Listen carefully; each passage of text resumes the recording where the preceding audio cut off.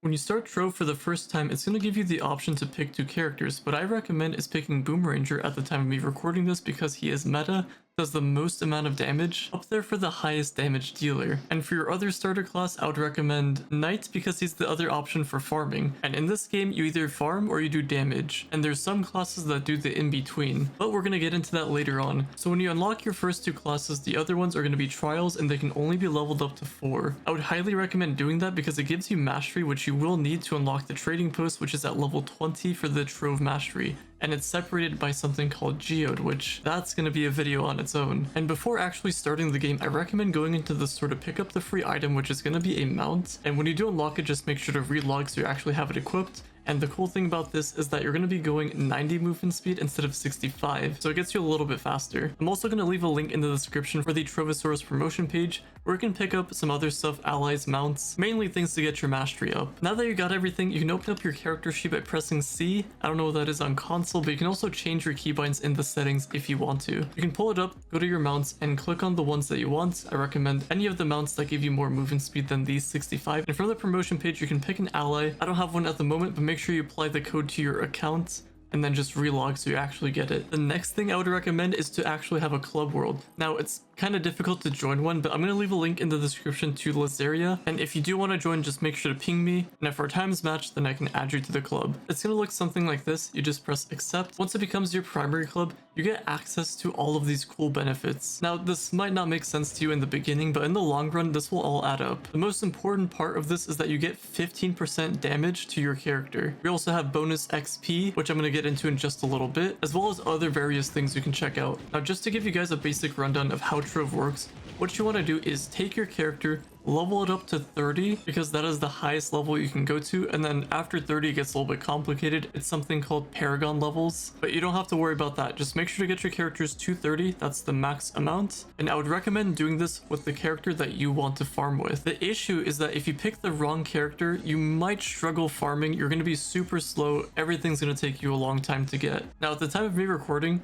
the classes that I would recommend that you guys should farm with are either Shadow Hunter, Knight, Bard, but he can be a little complicated, Vanguard, not my personal favorite, but he is an option, Dino Tamer, Lunar Lancer, Revenant, I guess maybe a little bit with Draco, Neon Ninja, Fate Trickster, but this is kind of a iffy class, and Ice Age, but you have to cycle through his ultimate, so it's a little bit trickier but also doable. And if you want to know how these classes work, I recommend checking out my all class build video, which goes over every single class in detail. Now to unlock the rest of the classes, you have to go over here to the hub, which is going to be this circle area. This is going to be like the main point where people spawn in. It's going to be like your chill area pretty much, where you can just craft stuff, check out some people. Sometimes they throw pinatas, and almost every single bench is going to be in here as well. So for the characters, you want to go over here to this over here called the Chaotic Combinator, and you're going to be able to find all of the classes. Now my personal favorite is Shadow Hunter. You're going to need 3 Chaos Cores. I do talk about how to farm all of this stuff in my video, so make sure to check out that all class build video. It is timestamped so you can locate Shadow Hunter, but if you don't want to play this character, then you can find another one from that video that you enjoy that I said that was a farming class, and I would pick that one. And the reason why I'm having you pick a farming class is because the main thing you want to do is get over to the highest difficulty possible, which is D14. I know there's D15, but this is pretty useless unless you're trying to go for Mystic Gear. And at the time of me recording this, Mystic Gear is pretty much useless. So until they buff it or make it easier to farm, I don't recommend doing that. The main thing you want to do is go over here to D14. And in order to get to D14, you have to unlock all of these areas. And to unlock it, you have to build your power rank. And if you don't know how to do that, I have a bunch of power rank guides, so I highly recommend checking those out. But once you make it in the complete circle, you're going to get over here to D14. It just kind of depends on if you have a mod that has this drop down or whatever the case that you have. And the requirements to get to D14 is 30k power rank and 6.1k light. Once you have a farming character that can make it all the way there, this is where you can get crystal gems. And the crystal gems are going to take over these spots,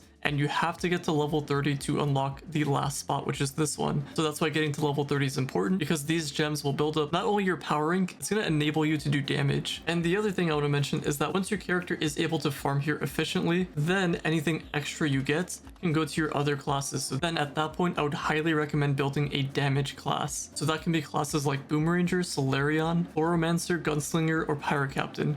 I know there's some other ones I didn't mention, like Ice Age can be good for damage, Revenant can be okay-ish for damage, Shadow Hunter is great overall, which is why I highly recommend them. But if there's a class that you enjoy and you want to see what they're viable in, I highly recommend like I said, check out my class build video. And to get you guys a little bit familiar with this hub, I'm going to tell you guys all of the important areas. So we got the gear crafting area over here. This is super important for your gear later on. So I highly recommend not only claiming your dailies for these if you have the flux, but the flux shouldn't take you too long to get. You can just pick up the loot when you're farming, loot collect it, and then eventually you'll get 1,000 flux. You can do this 5 times a day, so 5,000 flux. But you want to come over here to this bench and passively get this done. This will be super important later on, so make sure you're able to unlock the highest one you can. Next up over here, this is going to be the martial arts area. This is going to be not as important, so you don't have to worry about this stuff. It will a little bit later down the line because you can get a tiny bit of light. And if you don't know what light is, basically it's an armor penetration for enemies, and it's only going to be used in the higher difficulties. I believe it starts at Mega Dark D13. And one thing I didn't mention is that this is just for Prime World. These difficulties appear in the elemental ones as well, and these difficulties go as little as 6 all the way to 14.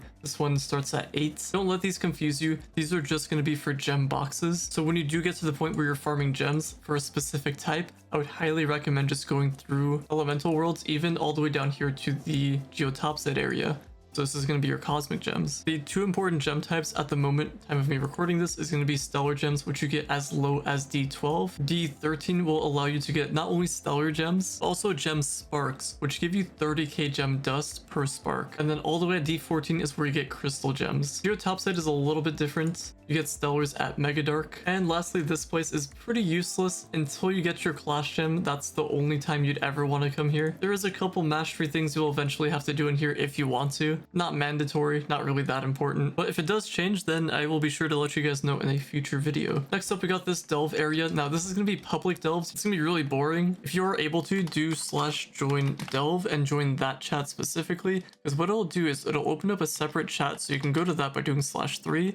That's what it is for me. Maybe it'll be something else for you, like it might say 4, so you can do /4 instead. But you can see if anybody's hosting in there, and if not, then you can try to get yourself a private portal. Private portals are going to be over here for certain resources, which you might not have. You can get it from the marketplace once you have access to that, and you can get it randomly just from farming. And if you're unable to find a group, you can actually go over here to your badges, go over here to gameplay badges, and then go over here to the delve section. So these are going to be categorized into public, private, and challenge ones. And if we take a look at the public one, if you do 9, you get access to 10 delve gateways for private. And that's the one that you're going to want to get, because then you can just host them yourselves. And then eventually, while farming randomly, you'll just get more of these private portals. So you'll have to go through here. If you don't find anybody, it'll just put you in by yourself. It's going to be super slow. It's going to be really annoying, but you should be able to solo this, even if you're super brand new to the game. Like, I think if you're just starting out, it'll put you at depth 40 or something like that, maybe even 60. And you should be able to solo it. Just in case if you can't, just go through your gem expertise questline, get to 5k power rank, which that's very easy to do once you get access to stellar gems and power gems. And then once you get 5,000, you can go over here to geotopside, go over here to D11, and you can try your best to leech off of somebody to maybe get some crystal gear. And then with that crystal gear, maybe you can come back to this and become a little bit stronger to actually do these delves. And the other option is you can check out the Twitch channels for Trove. There isn't really that many consistent creators, but there are people there, and sometimes they host stuff. So maybe you can join them, maybe you can join them through giveaways, and maybe they have something they can offer that can help out you guys. And if it gets too annoying, you can just do /leave and then just type in that chat name. But yeah, this is just going to be the delve area. The most important part for here is going to be the delve allies, which you can craft some with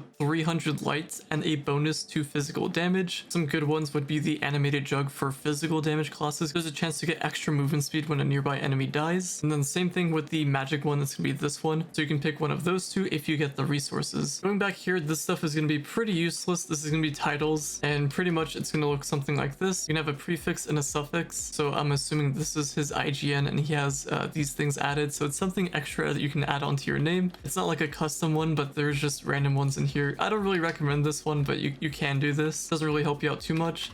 Down here you have some potential mastery stuff. You'll have Luxian up here. You have this Curiosity Cat that has some mounts, allies, potentially costumes, and I guess it's part of a quest, so you can do that as well. It's some mastery. I don't recommend doing this until you're more comfortable with the game, and if you need the mastery, because when you're starting out, you're going to need the qubits, and you will need the credits that you get from the early on mastery stuff. So qubits, and you also get credits.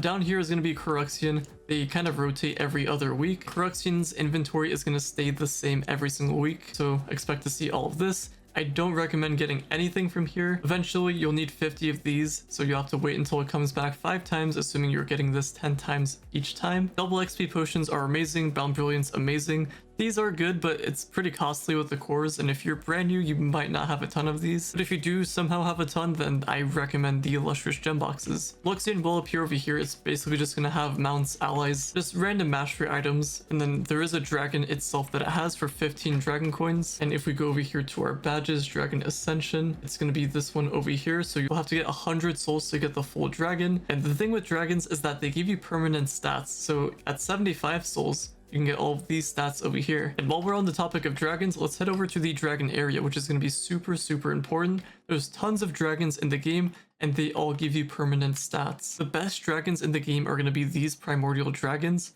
You want to eventually get all 4. Ideally, you want to get this one first, but you're going to need these eggs. And basically, depending on how your gems are, these will give you a 10% increase corresponding to your gem type. So this will be for water, air, and this is fire. Cosmic will give you light, and light is super important. And on top of that, these dragons give you 793 power rank. These ones give 30 power rank as well as mastery, a ton of mastery, but you also get permanent stats. They're not as good as the primordials, but the more you get, it kind of does add up, and you'll want to get as many as you can. Some dragons will be more difficult than others, but that's just how the game is. For these hatch dragons, you're going to need these dragon eggs, so that's what you can do to craft these. Fragments you'll end up getting while farming. And then for these soul dragons, you'll need 100 souls total, and if you're ever lost, you can just press Y on your keyboard, or just pull this up, whatever that is on console, go to badges, and then Dragon Ascension. Here you can check your progress on each of the dragons, all the way up to 100, which is where you get the permanent stats for these dragons. And now coming over here to this section, this is Bomber Royale. It's exactly how you would imagine it. Just imagine Fortnite, but it's not Fortnite.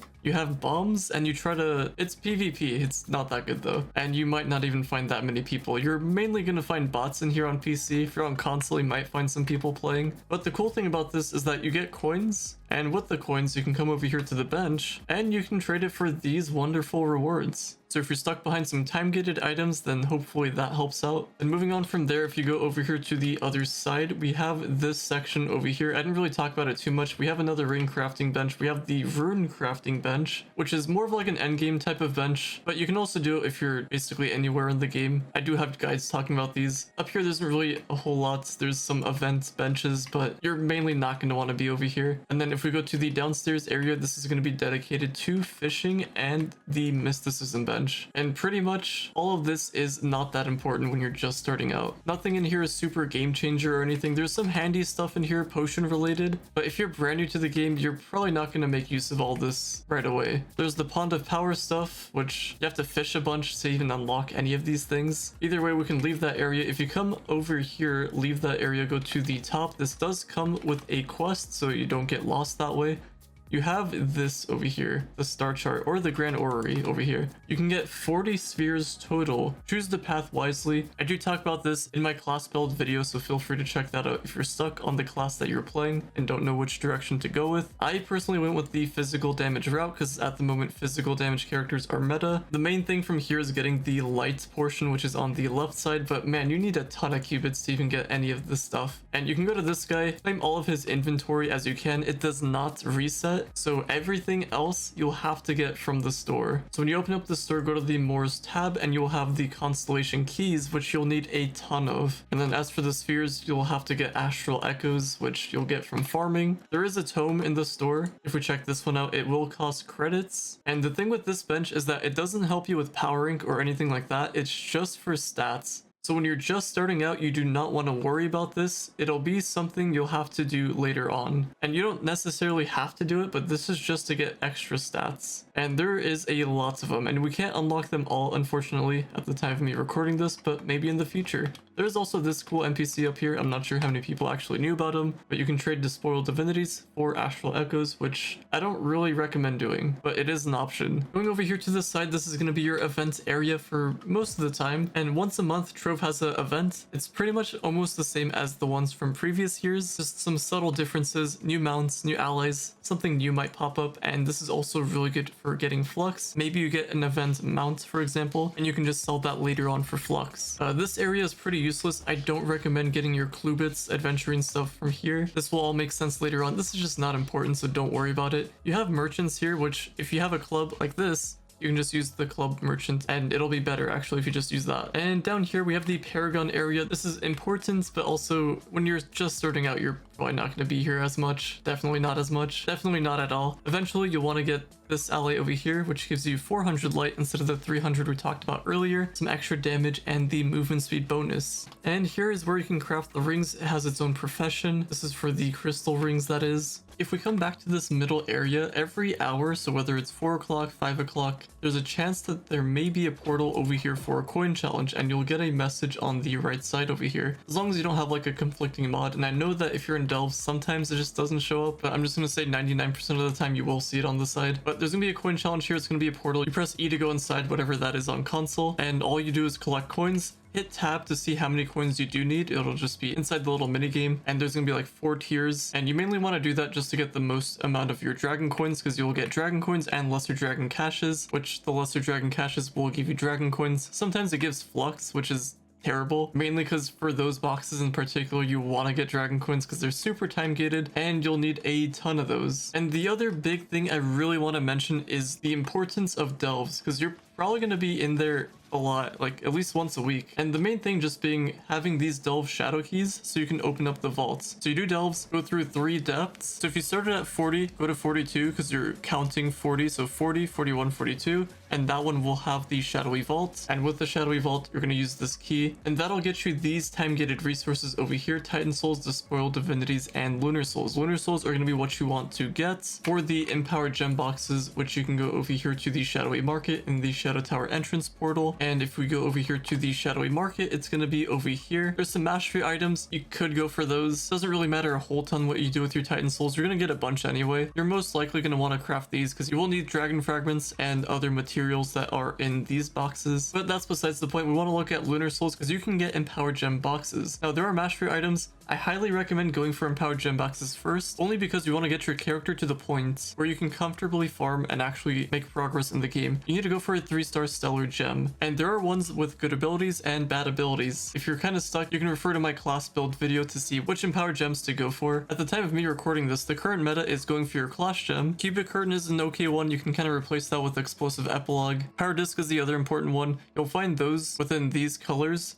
Now, the cosmic ones, you want to go for either Berserk Battler or Vampirian Vanquisher, and that can only be on the cosmic gems. And when I say the gems, the big ones. Now, from those boxes, it will be stellar, but eventually you can go over here to the gems tab, and hopefully you can get yourself some crystal gem converters at some point. I recommend using this on your cosmic gem first, assuming it is one of the 2 that I mentioned, and a 3-star, because you don't want to be using that converter on a gem that you're going to get rid of later on. So make sure it's a 3-star. If you're not sure, at level 1, see if it has 3 stars on the side over there. And if you leveled it up to at least 15, you can go over here to a gem forge to check to see if it is 3 stars. So you should have 3 of these boosts over here, and ideally you want them into light. Getting one with the ability that you want and on the color is very, very difficult, so don't be too harsh on that. And as for the weeklies, you can only do this 6 times a week, so you can keep 6 keys at you at all times. And then once Monday comes around, then you can restart, get another 6 keys, go through the delves, and get all of your weeklies from there. I know that there's a lot to talk about, but the final thing I want to mention is going to be your quests. So press I think that's what it is by default, or just whatever that is on console. You can also do it this way. Just pull up this menu and then just go to adventures, and you're gonna have quests and stuff here for the events. I highly recommend getting yourself familiar with these quests, and then you can also do the event ones if you ever get the time for that. But these will basically walk you through the game, kind of like how I did, and one of them in particular is going to be helpful for your powering because it'll give you stellar gems, which is really good. It's not crystal, the highest rarity, but the stellar ones do help out a ton, and it'll give you radiant and power gems, which is the one below stellar, but those are just going to be temporary. If you're ever unsure about a gem, it wouldn't hurt to level it up to 15 and then loot collecting it later on if it's bad, because that's how you make gem dust profit. But if you want someone to take a look at your gems, you can either join my